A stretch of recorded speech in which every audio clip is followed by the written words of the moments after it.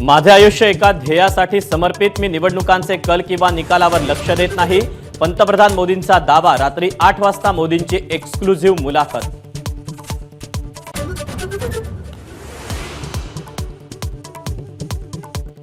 Pune rash driving प्रकरणी उपमुख्यमंत्री अजित पवारांची नार्को टेस्ट करा, सामाजिक कार्यकर्त्या अंजली दमानियांची मागणी। अजितदादांना बोलायला 4 दिवस का लागले, दमानियांचा सवाल।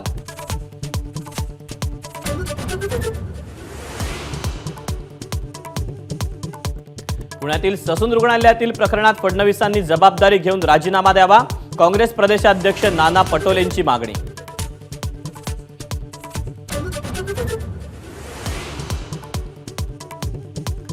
ससूनमधल्या ब्लड सॅम्पल फेरफार प्रकरणी चौकशी समितीच्या अध्यक्षा पल्लवी सापळेच वादात, भ्रष्टाचाराचे आरोप असल्याचं सांगत मवियाच्या नेत्यांनी केला नियुक्तीला विरोध।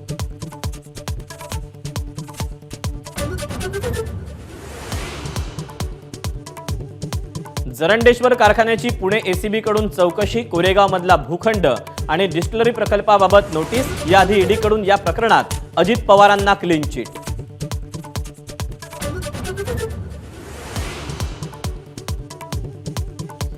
भाजपच्या 400 पारच्या घोषणेवरून छगन भुजबळ आणि निलेश राणेंमध्ये जुंपली, मोदींच्या वक्तव्यावर आक्षेप घेणारे भुजबळ कोण, निलेश राणेंचा संताप।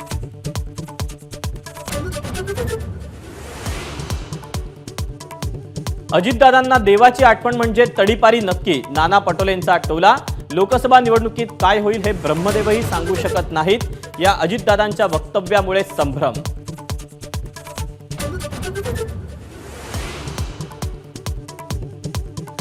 निरंजन डावखरेंची पदवीधर विधान परिषदेची जागा भाजपच लढणार, आशिष शेलार यांचा दावा।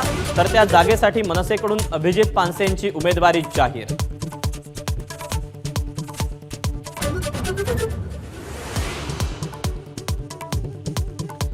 जरंडेश्वर कारखान्याची पुणे एसीबी कडून चौकशी, कोरेगावमधला भूखंड आणि डिस्टिलरी प्रकल्पाबाबत नोटीस। याआधी ईडी कडून या प्रकरणात अजित पवारांना क्लीन चिट।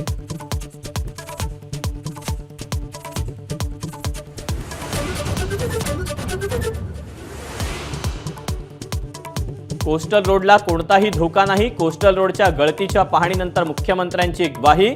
तर भ्रष्ट राजवटीनं कामाचा वेग कमी केला, आदित्य ठाकरेंचा हल्लाबोल।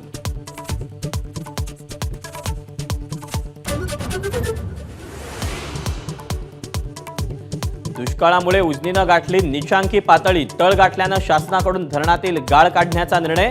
वाळूतून तब्बल 9,000 कोटींचं उत्पन्न मिळणार।